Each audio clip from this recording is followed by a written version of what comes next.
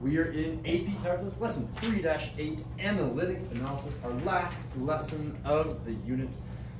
Again, the three same speed sheet definitions, concave up, concave down, and inflection point. Our objective today, Giorgio, is to find where the function is concave up, concave down, and has inflection points without a graph. Exactly. So this entire page is for one function, one analysis. And we do have a backside, which I tell you some more E to remind you. Oh yeah, it's the same exact thing that I put on the last notes. I might have to remove that. All right, so we're going through every single bit of this. So the first thing that I'm after is I want to find my critical values. Definition of FCV, Alden, is? 0 or does not exist. Is it F prime or F double prime? F prime. So it's going to be F prime is equal to 0, or it's an F prime that does not exist. So both of those definitions, in fact, all 6 of these definitions invoke F prime. That's called the first derivative test, which means we need to find F prime. All right, you're up, Diego. F prime. Okay. F prime is 3x plus 4x. Like that, right? Wait, No. there's squared. There should be a squared somewhere. Yeah. Where? Oh yeah, 3x squared. 3x squared. Ah, nice catch. All right. Okay. Do I have to keep going, Zach? I mean, that's the derivative, so let's let Giorgio take control. What are we doing from here? Plugging in 0 Plugging in 0 for these x's, or plugging in 0 for something else? for the x. No? No, so all this F prime for of x. Yeah, because we're F prime is equal to 0. Okay. Exactly, yeah. And we can do that and rewrite the right-hand side, but that would be a waste of time. This right-hand side, we need to factor. So let's go ahead and factor that right-hand side.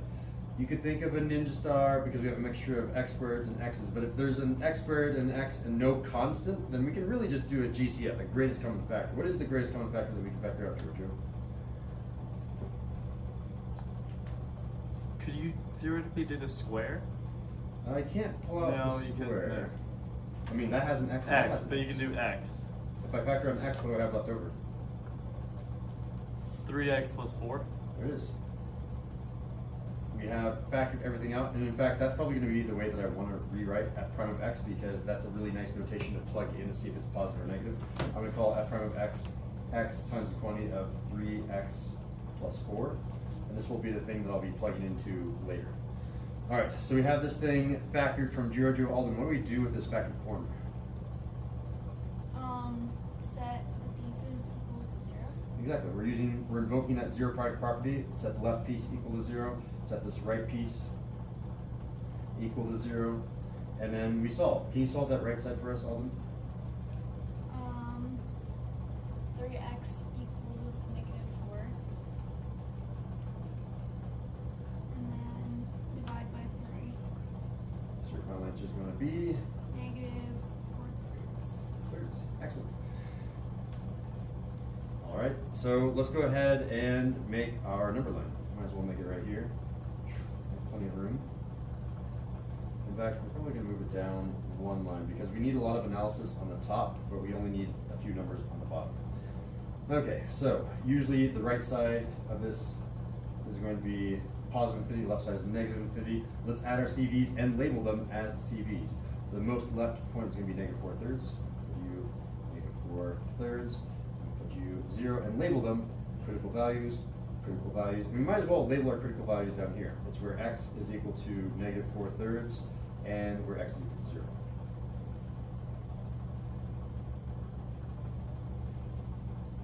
All right, so far so good.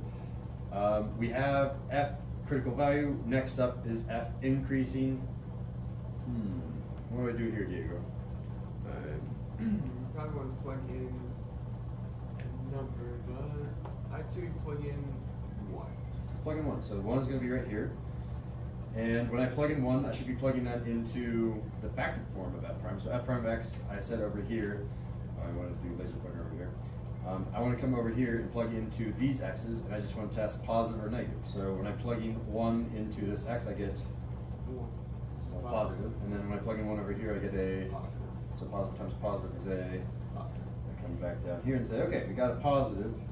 And I plugged it in. Therefore, that's f something. F for increasing. F increasing, yeah. And I want to use the leapfrog trick. So I can leapfrog over to this interval over here, and every time that I jump over 0, that means I'm jumping over this linear factor of x. So jumping over 0 was jumping over x. This 0 came from the fact that I had an x here. This x is to what power?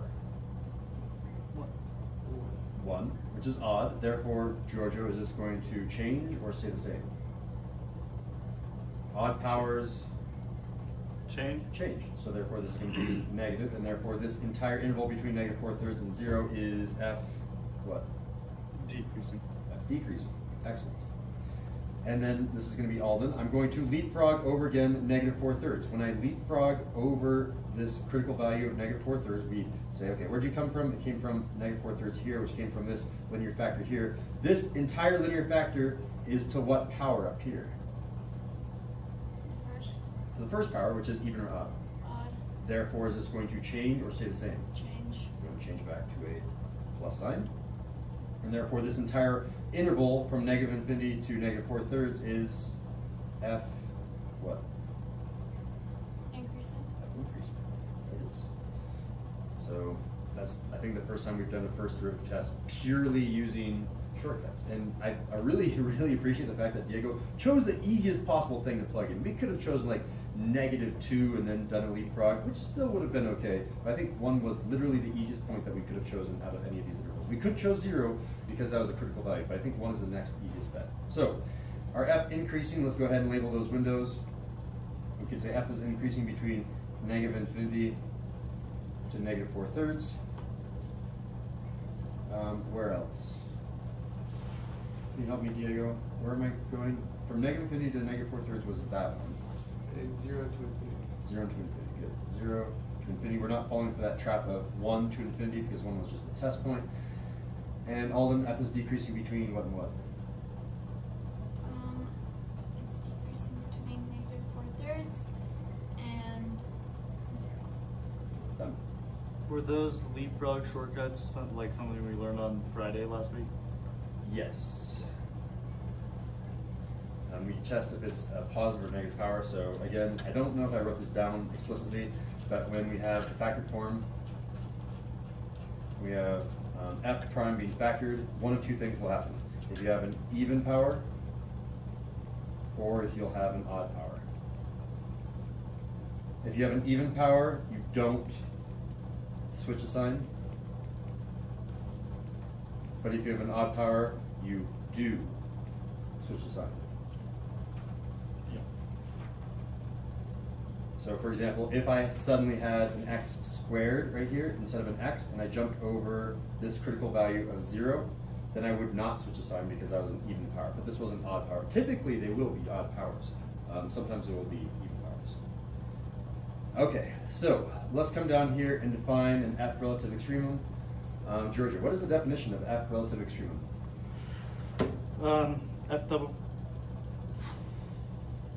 F prime sign change? It is an f prime sign change. I didn't know if it was F double prime or F prime, but No, you're good, yeah. So the first 6 are always f prime, and then once you get to the concavity yeah, or the that's inflection double. points, those are the double primes. Very good. So we're talking about f prime sign change, so we're still talking about f prime. We don't have to take the second derivative yet. We're still talking about this sign change, which is this number line here. On this number line up here, Georgia, where do we have a sign change? Would it just be 0 and -4/3? That is correct. So we're going to label this an f relative extremum, and we'll label this one also an f relative extremum, and we'll list those points on here. We'll say, yes, those are indeed, when we have x is equal to -4/3 and 0, those are relative extremum. If they are relative extremum, they have to be either a maximum or they have to be a minimum. So Alden, go ahead and define the max, and Diego will define the minimum. It's where f prime is greater than 0. Careful. No, sorry. F prime switches from a Oh, right. It's from positive to negative. good, a positive to a negative. She has the speed sheet definition. And then we need to analyze. Where do we have a positive to a negative moving from the left to the right?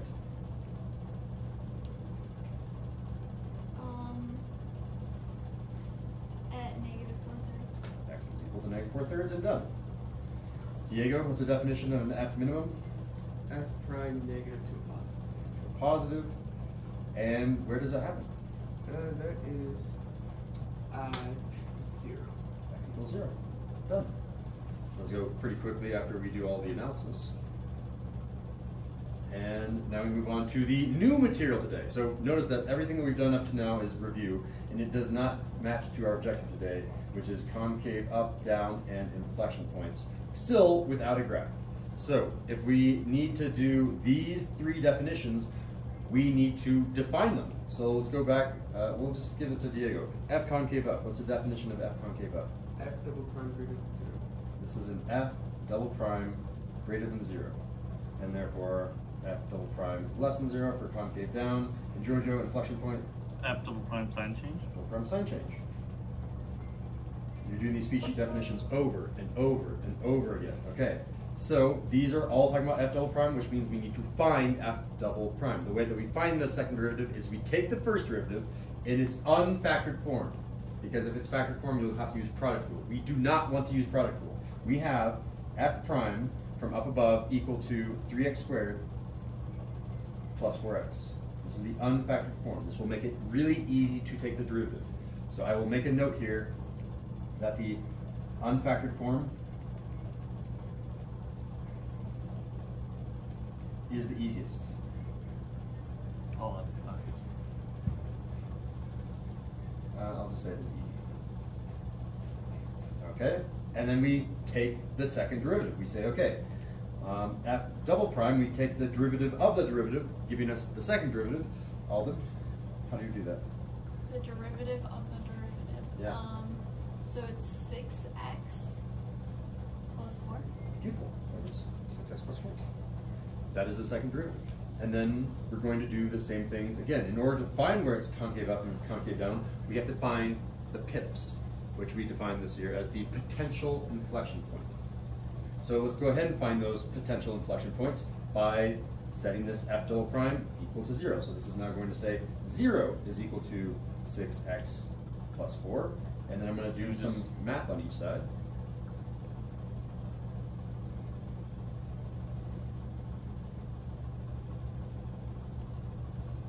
I should change colors at every step, so when we have questions, we can refer to the color. X is equal to, I hope I got the figures.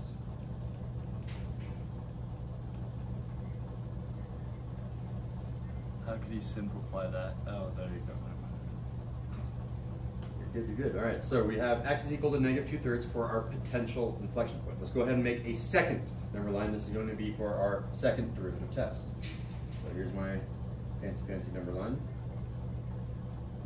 for x values, and we have a potential inflection point here at -2/3. I'm going to label that my PIP, my potential inflection point. It's kind of like a CV, but on the second derivative now. Okay, so it is a potential inflection point. Until we test the signs here and here, if it's a positive or a negative, the parity of it, not the parity, it's just the sign. I don't know why I'm saying parity. Parity is even versus odd. The sign, if it's positive and positive again, then it's not an inflection point. If it changes signs, then it is an inflection point. We need to test the sign. How do we do that? Anyone? Plug in 0. Plug in a number, yeah. In this case, you're plugging in 0. Is that to the right or the left of this? I guess to the left. This is even more negative over here. Oh, You're wait, getting more negative, no, right? I was confused. I thought you were talking about. Oh, sorry, the yeah. In equation. terms I was of like, this side or oh, the side of the inflection point, the right. yeah, it is going to be to the right. So we're going to say 0 lives right there, and we're going to plug in 0. We have a lot of places to plug in 0. Where are we going to plug it into, Alden?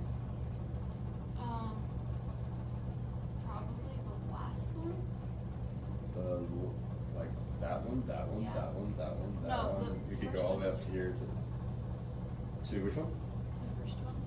That This you one? circled. The first one that was circled? just- yeah. Right here? I don't know. How about the, Yeah, let's just go. plug it into just the normal F double prime version. The first place that we found F double prime, if we needed to factor this one, plug it into the factored version. This one does not need to be factored. So we're going to plug in 0 into this x right here. And that will tell us if F double prime is a positive or a negative. So when we plug in 0 here, it's going to be 6 times 0, which is 0, plus 4 is going to be a positive.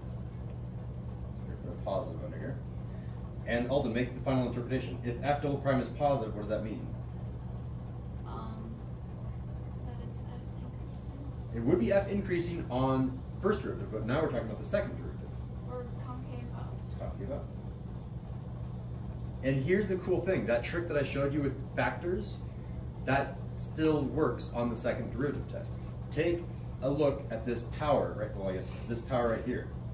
I don't see a power, so that power we assume is 1, which is odd. Therefore, it does switch signs. And I can use that same leapfrog trick and say it's going to switch to a negative because we had an odd power right here. Diego, the interpretation there for this entire interval is f what? F double prime is less than 0. Therefore, it's an f concave, Concave down. concave down. Good. And we can label as intervals. We can say, hey, when we have anything between, how do I do this interval, Giorgio? Let's say you want to go con at 0 to infinity. No, that's, I fell into the trap there. You did, yeah. Negative 2/3 to infinity. Negative 2/3 all the way to infinity. Beautiful. And Alden, f concave down between, X is less than negative 2/3. x is less than Oh, I negative didn't. 2/3. Beautiful, yeah. And then we should do the other notation. So we'll give Diego the hard part of finding both of these two spots. So Diego, how do you say the inequality notation for everything to the between negative 2/3 and infinity? So negative 2/3 is less than x, which is less than infinity. So x in between 2/3. Right? You don't want to say, you never use infinity with inequality notation. I mean, what you said right here is correct, but usually we write the x on the left-hand side, and we'll write it the other way around and say x is greater than the negative 2/3. Perfect. So that's the inequality notation. Just say, hey, everything to the right of negative 2/3. That's what we're saying here. And then how do I do the interval notation of Alden's interpretation of all that left area? How do I do this type of notation for this answer? Negative infinity to negative 2/3. Beautiful. Yeah. So we should be comfortable using both types of notations. You'll see both of them. And then finally, we have to make that determination, like, do we have an inflection point? We had a potential inflection point. Can we actually call it an inflection point now? Has it graduated? What do you guys think? Yes. Yes, Yes. why? It's a sign change. There it is. We had a negative and a positive, therefore the answer is yes. We can go ahead and label this thing a F inflection point, the official definition, and we can say yes, that happens at x is equal to negative 2/3. Whew, a lot of analysis for one function. I didn't even invoke product rule or quotient rule to make this a truly difficult AP question. This is just baby steps at this point. But yeah, there's a ton of analysis there.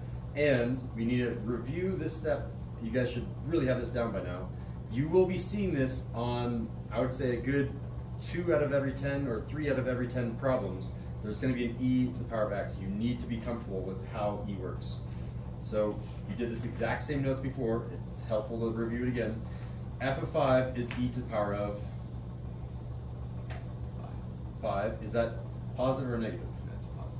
This is greater than 0, aka positive. And f of negative 10 is e to the power of, Negative which is the same thing as 1 over e to the power of 2. Positive 10. positive 10. Is this positive, negative, less than 0, greater than 0? What is 1 over e to the power of 10? Negative. Positive. Still positive. It has not changed signs. The whole point of me going over this, e to the power of x will never change signs. Ever, ever, ever. It will never be 0. Those are the two most important things. So e to the power of x can never be negative, nor can it be 0. And if you have some number out in front, like negative 2, it will always be the sign of that number out in front. So I have a number out in front. This will always be the sign of whatever that number out in front is, a. So when you see something that looks like this, let me give you a further example. If I have e to the power of x times x plus 1, Maybe that's your function, and this is being set equal to 0, and you're like, I have to invoke the zero product property, like Mr. Sindel said. You will get two different equations. You'll have something that looks like e to the power of x is equal to 0, and you'll get the second equation that says x plus 1 is equal to 0. This one on the right can be solved. X is equal to -1. This one on the left, this equation cannot be solved. It can never be 0. This one does not exist, and you kind of ignore it. You ignore it. You say, okay, only have to do this one on the right. Every single time you see an e to the power of x and you set it equal to 0, you can't solve it. All right. I've gone over this twice now, so I'm going to leave it at that. Let's come back to our objective for the day. So anything to a power can never be 0. Anything to a power can never be 0, unless it's x to the power of x, in which case it can be 0. Or if it's Well, can it be 0? Is 0 to the power of 0? That's or if it's 0, an right? interesting question that we have to use some calculus tools to use. But let's come back to our objective right now. Can you, without a graph, find where a function is concave up, concave down, and has inflection points? Fist of 5. Strong. 3.5. 3.5, 4, 5.